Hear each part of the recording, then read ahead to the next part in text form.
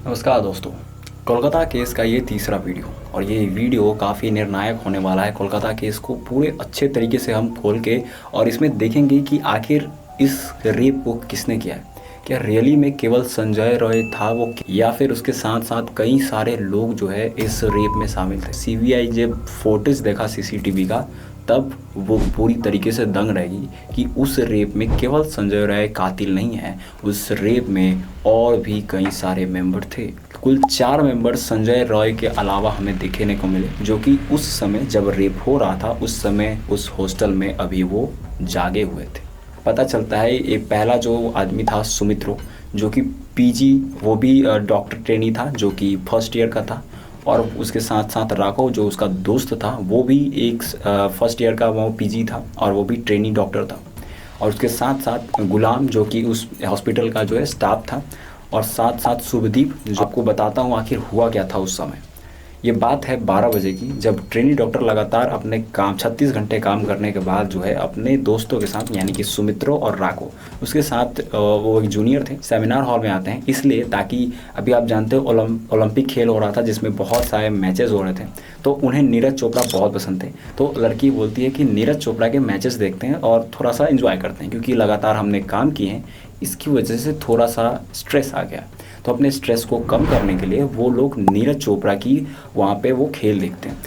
लगभग 12 बजे के बाद पता चलता है कि वो 2 बजे तक मैचेस को ख़त्म करते हैं। उसके बाद धीरे धीरे सुमित्रो और राको को नींद लगती है और वो सोने चले जाते हैं अपने रूम में, बिल्कुल जो सेमिनार हॉल था उसके सामने।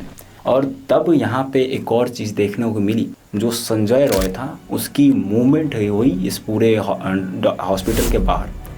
जब सीसीटीवी कैमरा को देखा गया तो संजय रॉय जो था एकदम 4:05 पे हॉस्पिटल में घुसता है और उसके बाद वो सीधा सेमिनार हॉल में जाता है। और ठीक उसी समय 4:05 पे ही देखा गया दूसरी सीसीटीवी कैमरा में कि वहाँ का जो स्टाफ था, यानी कि गुलाम, वो भी एकदम उसी सेमिनार हॉल में जाता। और 4:31 पे देखा गया कि ये लोग बाहर निकलते हैं उस सेमिनार हॉल से। संजय रॉय और उसके साथ साथ गुलाम ये उस हॉस्पिटल के बाहर निकलते हैं 4:35 पे।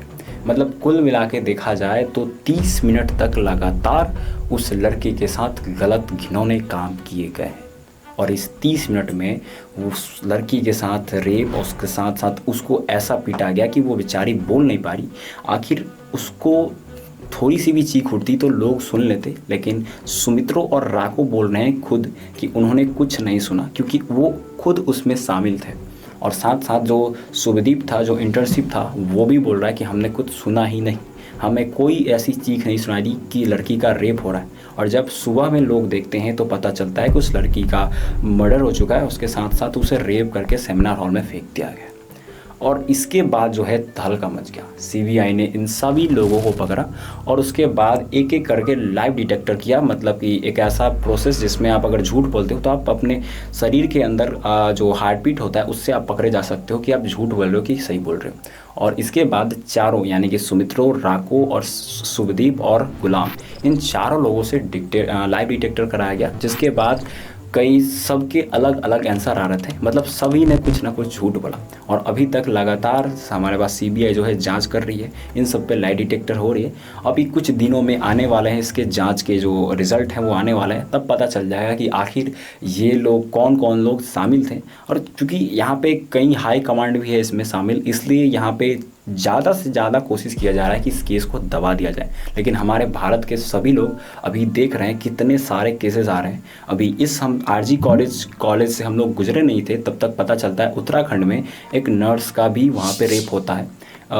बस में चढ़ी एक नर्स जो है वो अपने घर जा रही थी और ड्राइवर और वहाँ कंडक्टर दोनों ने मिलकर उसका रेप कर दिया।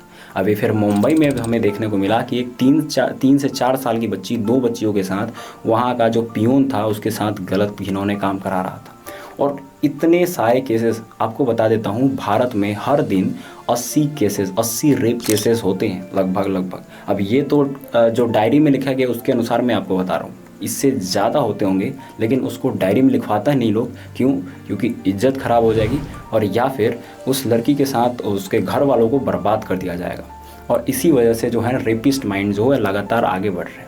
संजय राय जो था अपने इस मर्डर से पहले, इस रेप से पहले पोर्नोग्राफी का बहुत बड़ा एडिक्ट था। वो पॉर्न वीडियो देख रहा था, तब जाके उसे लस्ट हुआ और फिर जाके उसने रेप कर दिया उस ट्रेन डॉक्टर का। और साथ साथ ये रेपिस्ट के माइंड क्यों जन्म लेते हैं इसको मैं बताता हूँ। लगातार अगर सेक्सुअल असॉल्ट हो घर में, और उसके साथ साथ अगर लगातार आप लोग पोर्नोग्राफी के एडिक्ट हो गया हो लड़का, और उसके साथ साथ उस पर लगातार लोग दबाव डालते हैं, तो इसकी वजह से उसका जो दिमाग है, दिमागी हालत धीरे धीरे ऐसा हो जाता है। वो दो टाइप के रेपिस्ट बन जाते हैं। एक जो होते हैं वो एंग्री, एंड दूसरे होते हैं सैडिस्टिक। एंग्री मतलब वो ऐसे रेपिस्ट जो कि अपना पूरा गुस्सा निकाल देते हैं उस रेप में, अगर लड़की नहीं मानती तो ज़बरदस्ती करते हैं और उसका मर्डर भी कर देते हैं। और दूसरे होते हैं सैडिस्टिक, जिसमें लड़की का वीडियो बनाते हैं और उसके बाद उसे लगातार कुछ दिनों तक टॉर्चर करते रहते हैं, उसका रेप करते रहते हैं, और जब लड़की बोल देती है तो फिर उसको भी मार देते हैं। तो ऐसे ऐसे रेपिस्ट को अगर जन्म लेंगे ना, तो हमारे देश में हमेशा रेप होता रहेगा। और ये चूँकि आउटरेज चल रहा है, तो इसमें हमारा भी योगदान होना चाहिए, क्योंकि हम भी एक इंडियन हैं और हम भी चाहते हैं कि इंडिया की लड़की सुरक्षित रहे। और इसके लिए सबसे बड़ा यही हमारा सॉल्यूशन होगा कि जितना हो सके इस वीडियो को शेयर कीजिए, ताकि लोग जो है पूरे तरीके से जागरूक हों कि हमें अब लड़कियों को सेफ बनाना होगा इन रेपिस्ट से। क्योंकि आपको ये पता होना चाहिए, लड़की अगर रात को बाहर निकल रही है तो वो रेप का कारण नहीं है, रेपिस्ट घर से बाहर निकल रहे हैं, वो रेप का कारण है।